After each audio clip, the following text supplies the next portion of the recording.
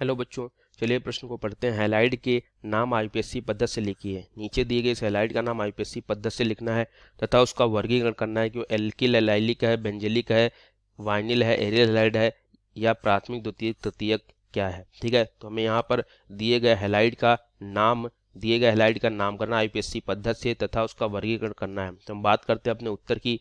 ठीक है, इस प्रश्न की अगर हम मुख्य अवधारणा की बात करें बच्चों, ठीक है, मुख्य अवधारणा की बात करें तो इसकी मुख्य अवधारणा क्या है। इसकी मुख्य अवधारणा है कि एल्किल हैलाइड का हमें नामकरण करना है बच्चों। हैलाइड एल्किल हैलाइड का एल्किल हैलाइड का नामकरण तथा तथा क्या करना है, हमें वर्गीकरण करना है। एल्किल हैलाइड का नामकरण तथा में वर्गीकरण करना है। ठीक है, तथा में वर्गीकरण करना है। ठीक है, तो ये हमारा हो गया यहाँ पर इस प्रश्न का मुख्य अवधारणा। अब देखते हैं संरचना क्या दी गई है। अगर यहाँ पर बात करें संरचना की तो संरचना दी गई है सी, इस पर H1 लगा हुआ है, इस पर दो CH3 लगे हुए हैं, ये हो गया CH।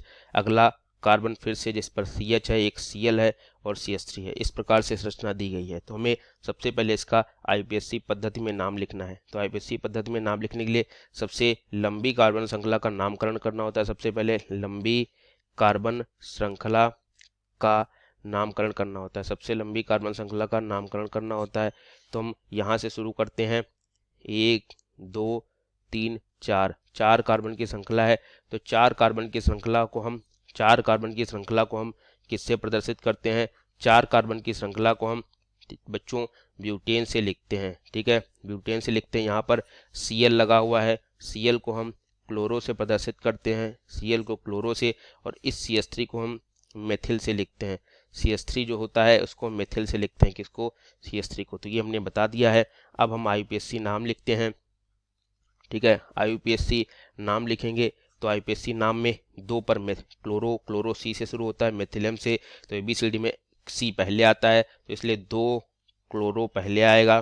ठीक है, 3 मेथिल आएगा। ठीक है, जो ABCD में पहले आता है वो पहले लिखते हैं। 2 क्लोरो 3 मेथिल 4 कार्बन है तो उसके लिए ब्यूटेन आएगा। तो ये इसका आईपीएससी नाम होगा, 2 क्लोरो 3 मेथिल ब्यूटेन। ठीक है, ये आईपीएससी नाम होगा। अब हमें इसका वर्गीकरण करना है। तो वर्गीकरण क्या है कि यहाँ पर जो हैलाइड क्लोरीन लगा है वो एक एल्किल श्रृंखला पर लगा है। क्या लगा है? एल्किल श्रृंखला पर जो Cl है वो जुड़ा है। एल्किल श्रृंखला पर Cl जुड़ा है। तो जब कोई हैलाइड एल्किल श्रृंखला से जुड़ा होता है, जब कोई हैलाइड एल्किल श्रृंखला से जुड़ा होता है तो उसको हम एल्किल हैलाइड कहते हैं। ठीक है, तो हमारा एल्किल हैलाइड हो गया है। ये इसका वर्गीकरण। अब ये प्राथमिक द्वितीयक या तृतीयक है।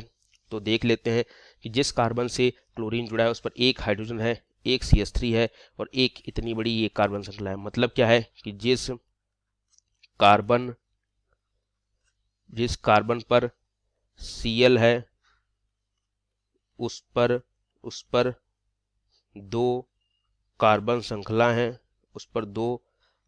श्रृंखला तथा एक हाइड्रोजन है।